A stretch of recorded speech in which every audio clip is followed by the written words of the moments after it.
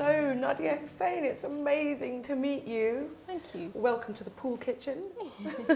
I am loving your Nadiya's Kitchen book. I need to ask you, did you actually write it yourself? I did. Yes, I did.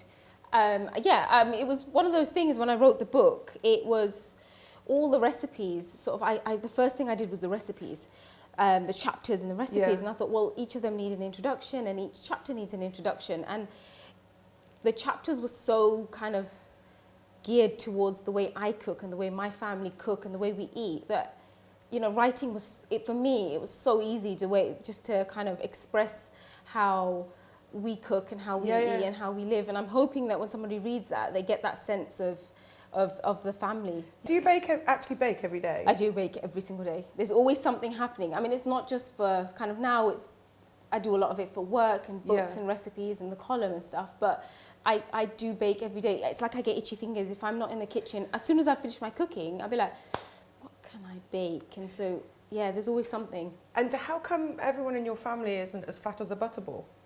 They all run. So like I will do as much exercise as I can possibly fit in at the moment, but my husband will run 7.5 miles every day so he can eat cake. How many pieces of cake does 7.5 miles get you? He can eat a cake. I mean, he can easily polish off half a cake.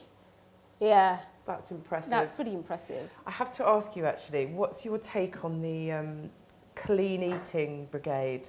Because the ingredients that pop up again and again in this is butter, cream, sugar, flour. So what's your take on the whole sort of clean eating mob? It's great for those who kind of like that kind of stuff. But for me, I've got 3 children. And the one thing I don't want is for my children to grow up with an unhealthy attitude towards food.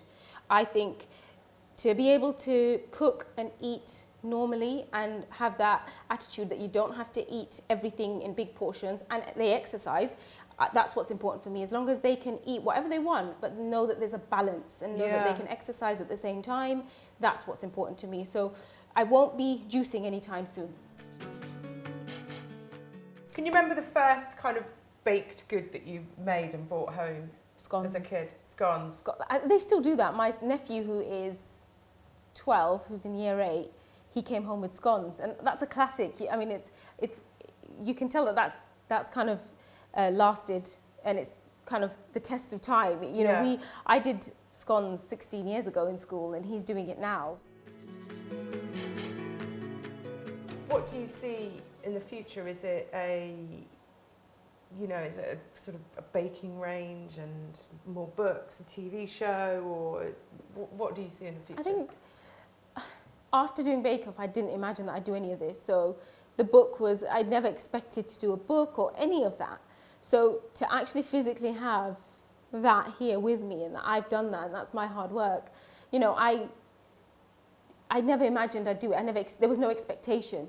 But now it's like I don't have a plan. I think when I have a plan, I never had a plan for all of this and it happened. So I'm kind of winging it a little bit. Yeah, nice. A little bit of winging it. I'm winging it a little bit. I don't have a plan. But the difference now is that I dare to dream and I think that I can do whatever I want. Who's the most interesting person you've cooked with since the end of Bake Off?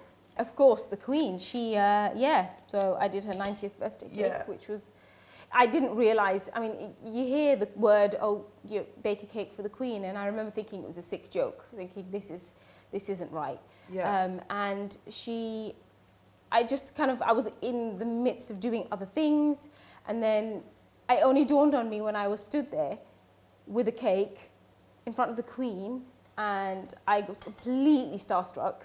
I didn't think I was going to be, but I was completely starstruck. And it was 12:30 in the afternoon, and I said, "Good morning, Your Majesty. No happy birthday, Your Highness." So completely, and I just bowed. Did you curtsy? I tried, and then it was a major flop. My foot did something wrong, and then I kind of went like this, and I just kind of thought, right, I've messed that up completely. Look at your husband's Twitter feed and just see him enjoying, like reveling in your success. Does he miss having you at home and being old Nadiya, or is he truly loving it as much as he's? Well, I think I'm always old Nadiya at home. I'm still the same person. I think the difference now is he sees the confidence that I've got, you know, like the confidence that I had when we got married. I think he sees that same person.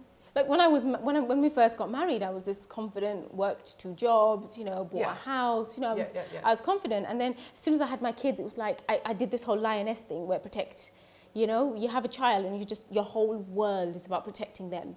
And that's what I did. It was like at the cost of myself, I would protect my children, and I would still do that. You know, at the cost of myself, I will always protect my kids, and that's what I did though. But what happened was I lost myself in the process. Yeah. You know, you lose your confidence. You know, I'm like, oh, I'll brush my hair tomorrow, it'll be fine. You know, and then I don't need to wear high heels, it'll be fine. You know, like walking out with sick and saying, it'll be fine, don't worry, it's just sick, I've got babies, it's fine. You know, I think most women can relate to that. Yeah, I think there are lots of women even who ones can relate. without children. Yeah, you know, but you think that you think, oh, that's fine, I've got children. But you know, you do lose a little bit of yourself, and with that, you lose a little bit of your confidence. And I remember after Bake Off, he just said, through the weeks, he said, come sort of week 7, he goes, I just felt like you were the same person.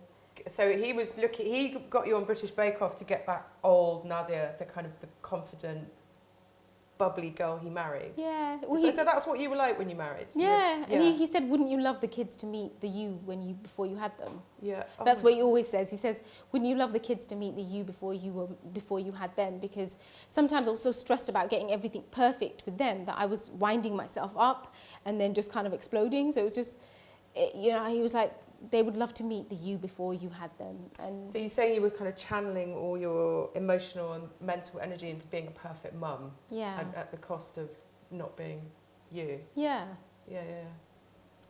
Nadiya Hussain, through mouthfuls of your delicious macaroons, I want to say it's been so lovely to meet you. And I am just another person who wants to give you a massive hug. Thank you very much. You're such a great girl. Thank you.